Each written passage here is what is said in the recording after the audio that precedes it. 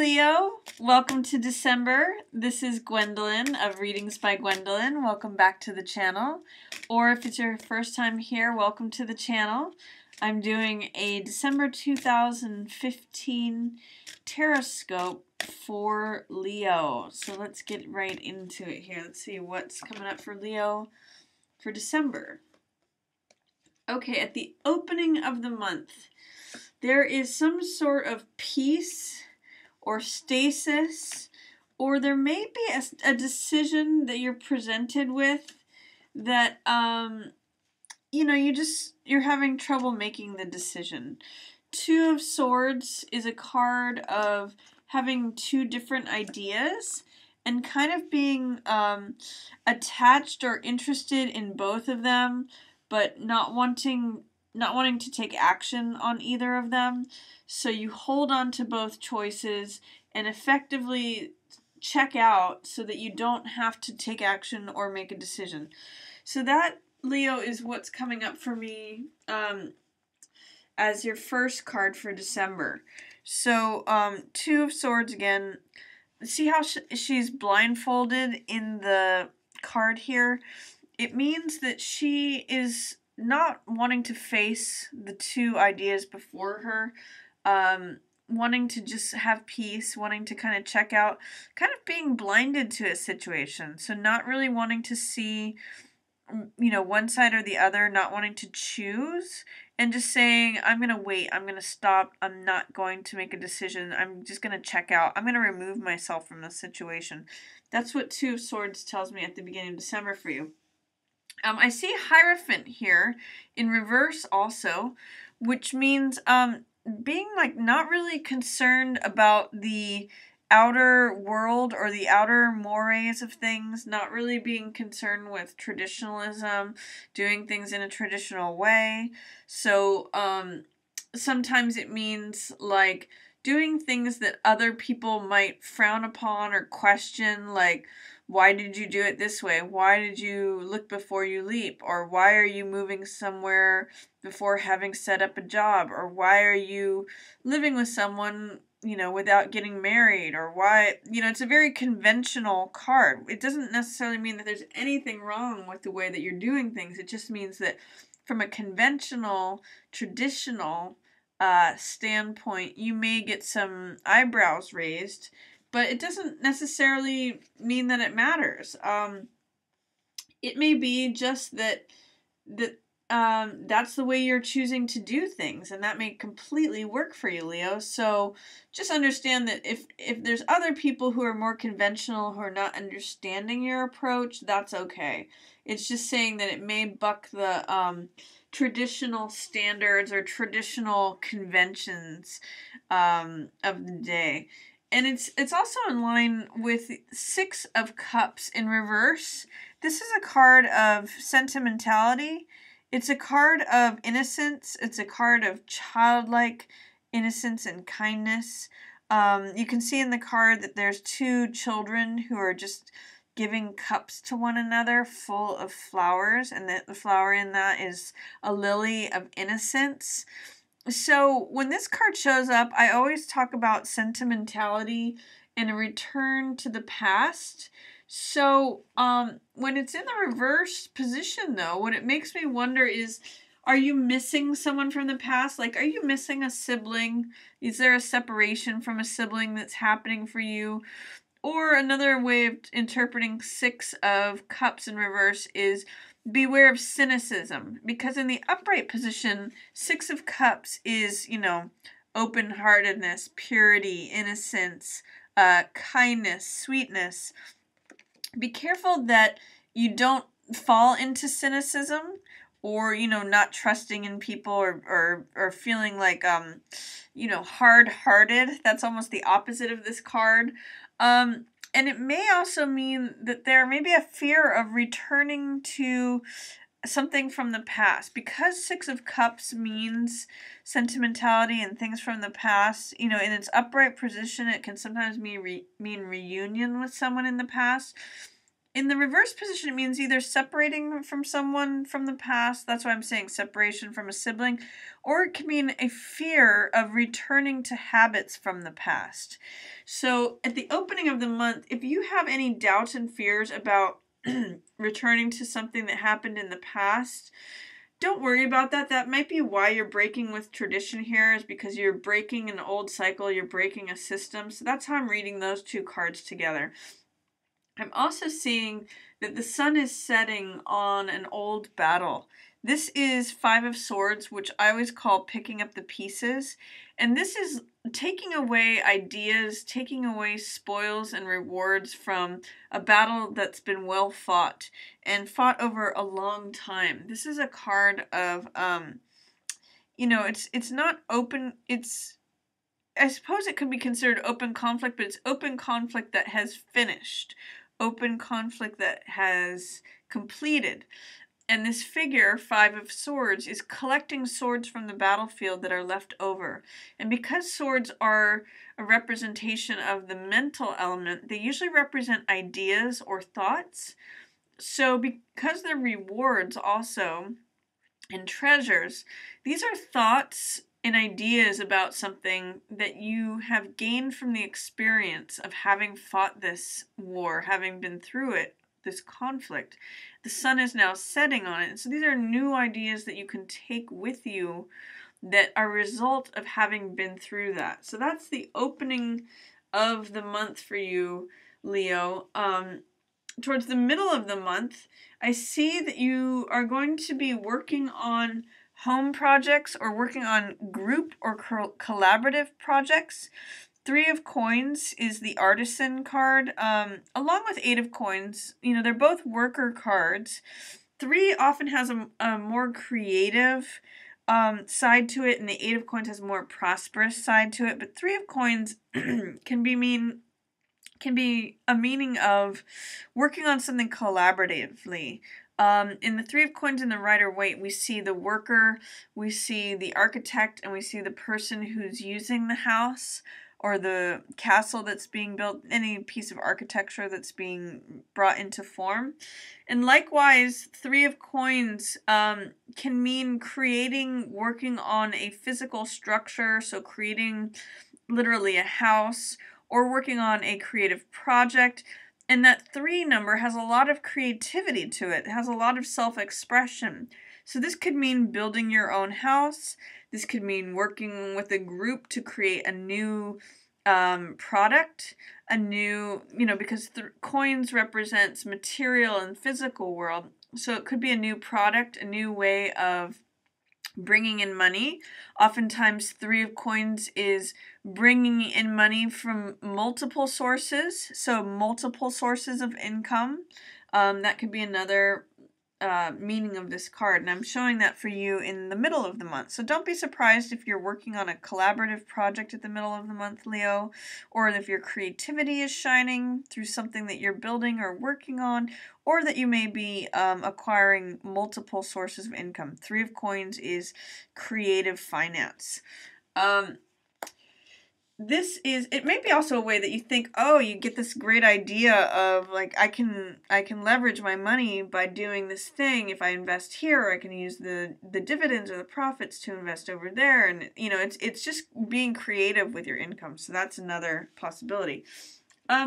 I do see some worry though. This is nine of swords. And again, swords are the mental element. So swords mean ideas or thoughts. And in this one, it depicts tension and anxiety regarding your mental state, regarding your frame of mind.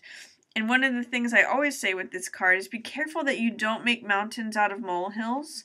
You may be careful that you don't over-worry or overthink things. This is a card of overthinking things and keeping yourself up at night with too many thoughts. You may have a few legitimate problems and a few legitimate things that you need to think on, but try not to triple it with overthinking things, with running around in circles in your head in the middle of the month. See if you can, if you are doing things with money, or if you have multiple sources of income, don't overthink things in the middle of the month. you have the Knight of Cups showing up for you and the Page of Rods, and they're both kind of looking off into the distance. So this is saying to me, Knight of Cups is a card of a message of the heart. This is someone who is an idealist. He's a romantic. He sees things in the most refined way possible. So he's clever, romantic, and playful like all the knights are. But because he's the Knight of Cups, which is the heart representation, it represents the heart element. He's a romantic. He is, sensitive and concerned with feelings. And he can kind of have like flights of fancy. Knights are always about testing out energies, so they swing wildly between one extreme and the other. So this could mean learning to say things on your mind. Knight of Cups often wears his heart on his sleeve. So it's learning how to express yourself in an emotional way, without being overly sentimental, overly, I don't know why I want to use the word tawdry, but maudlin, I guess, is the word I'm looking for. So communicating and wearing your heart on your sleeve without being overly sentimental or maudlin. That's the sense of Knight of Cups that I'm getting for you. This also could be a young man of the heart. So there may be a young man of the heart who shows up for you in the middle of the month. But remember not to overthink that or be overly concerned or worried regarding him. Or one other way I want to interpret this for you is that if there is some message on your heart, Leo, that you're wanting to convey, especially if it's to a younger person, because this is Page of Wands, which represents a young, vibrant, fiery person. It could even be a fire sign, Sagittarius, Leo. This could even just be you, or Aries. But if you especially have something on your heart that you want to convey to this, it could even be your younger self, Leo. Don't overthink it.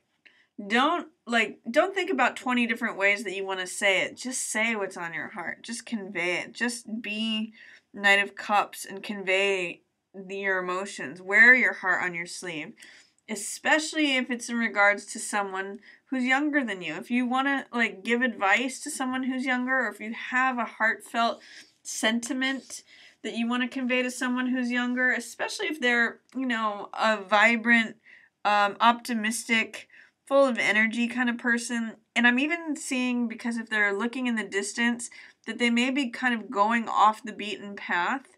Don't hesitate to say that. Just don't overthink it. And then I see towards the end of the month, Leo, there's a major change that's coming. A major end of a cycle. This is death. And it's in reverse, so it may have been coming for a while. It may have been in delay. And you may not want to look at it. This may be in suppression. It may be something that you want to keep yourself separate from, but an end is coming. The cutting of the rose is a very natural thing, and it's the end of a cycle. It could also just be the transformation of something. This could be the old you that is transforming away, and December is a month where you're cutting losses of a lot of old ways, but it may be something that you're fearful about, or it may be something that you have doubts about. It's somewhat in delay or suppression, or it may have been a long time coming and it's finally arrived. Five of Wands. This is open conflict, whereas this is completed, this is happening now. And this card is a card of competition. So I always read this card as playing versus fighting. It looks like it could be 5 figures who are fighting openly, or they could just be playing. And some cards, the people who are holding these wands or sticks kind of look like kids or children. So it's like childlike warfare. And in that sense, it's like sport or mock war or competition. It's got a lot of Mars in it. And the fact that it's in reverse shows that you may have suppressed feelings of competition for someone, or that you may be, competing with others for some prize or some person. So it's a way in which, because it's in reverse, it's saying to me, don't take, challenges and conflicts too seriously. in the reverse position, it's the low side of Mars, which is aggression, taking things personally, you know, getting your feathers ruffled really easily. It's that conflict side of the card. Whereas in this side, when it's upright, it can just be like playfulness. So with it in the reverse position, I'm going to say don't get your panties in a twist. I know that's kind of a funny way of putting it, but you know, take things lightly. See if you can make any aggressive conflicts. Look at it as like funny or playful. Because the low side of this card is too much Mars, too much fire, too much, you know, Aries warrior stuff. The high side of this card is when it's playful. So look at this. Here's another card of endings, Leo. Ten of Swords in reverse. You've got Death in reverse and Ten of Swords in reverse.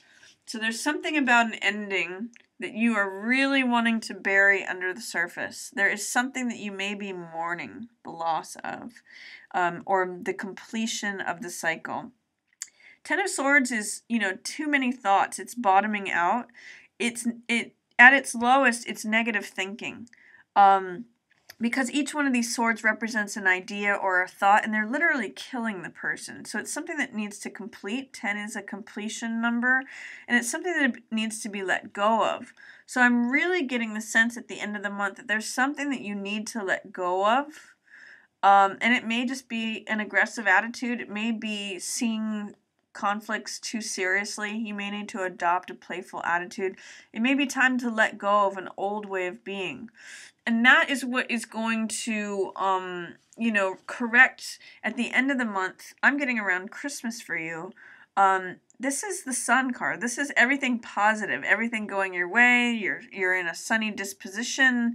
I just get the sense that there's something that you need to let go of here to really fully embrace and experience this Sun card, which is your card, Leo. It's, you know, you're the sun children. So I just get the sense that it's in reverse, so in suppression or in delay, until you can let go of whatever it is that's completing for you, whether it's a cycle of negative thinking or being overly aggressive towards conflict or resisting a natural end to something. Once you can let go, it's reminded me of this Buddhist phrase called let go or be dragged. And once you can let go, that sun is sitting there waiting for you. It's also right in line with, you know, this is the end of the battle. This is your natural optimism and willingness, that young page energy. And this is sun energy. That's natural vibrance and vitality. And, you know, it's like the sun is shining upon you. So whatever it is that you need to rid yourself of, think of this scythe that death is using. It's like, think of it as reaping or harvesting or just cutting away. I guess it's the chaff of the wheat, you know, when the wheat is separated from the chaff. Think of it as cutting away what is no longer serving you. Cutting away the dead old petals that are falling off. Letting go of whatever your state of mentality or thoughts that needs to complete, which has not really been serving you or is an old version of you that is dead, so that the new live version of you, the new living, breathing, sunshine covered version of you can display. And we do have a full moon on the 25th on Christmas Day in Cancer, which is your 12th house, Leo. So 12th house illuminates you know, the spiritual world. It illuminates also addictions. When full moons happen, it's a time for completion, a time for release, a time for when things have come to fruition, when things have come to completion, to graduation, it's time to let them go. So if there's old dreams that you had that you want to let go of, or if there's old addictions, that's what I'm getting, you know, because it's got a lot of that Neptune energy in the 12th house. If there's addictions that you want to release or let go of, or even myopia, you know, Neptune has this fog. If there's ways that you want to confront things head on. Neptune's also in Pisces right now, so that's a very watery, misty, foggy energy. If there's something that you want to release in terms of that, Christmas Day is a good time to do that. It's got a full moon in your 12th house. And we also have in December a new moon on December 11th, which is in Sagittarius. So Sagittarius is your, let's see, 5th. I'm just got to count this out really quickly. Leo, Virgo, Libra, Scorpio, Sag. It's in your 5th house. New moon in the 5th house of true love, romance, creativity, self-expression. It's got all that Leo stuff going on for it. So the 5th house is the natural house of Leo. But for you, 5th house of true romance. So it's saying plant seeds for something that you love, or it could be a new beginning of true love for you. December 11th, mark that day. True bonding in love, true, self-expression of who you are. It's a good time for beginning something that really expresses who you are. New beginning in your 5th house, creativity. So again, if you want to begin a creative project, that is a great day to start. It's hitting right here in the middle of the month. That could be regarding your 3 of coins, 3 of pence energy. So it could also be a moneymaker, Leo. So enjoy that. Enjoy December. I hope you enjoyed your reading. If you have any questions, please feel free to write them down in the comments. I love responding to those. And feel free to like, share, or subscribe. I just want to thank everyone for watching. Yours in the stars. If you enjoyed the reading, feel free to check out my readings for the other signs, and also feel free to share on any platform, like, and subscribe. Thank you so much for watching. Yours in the stars.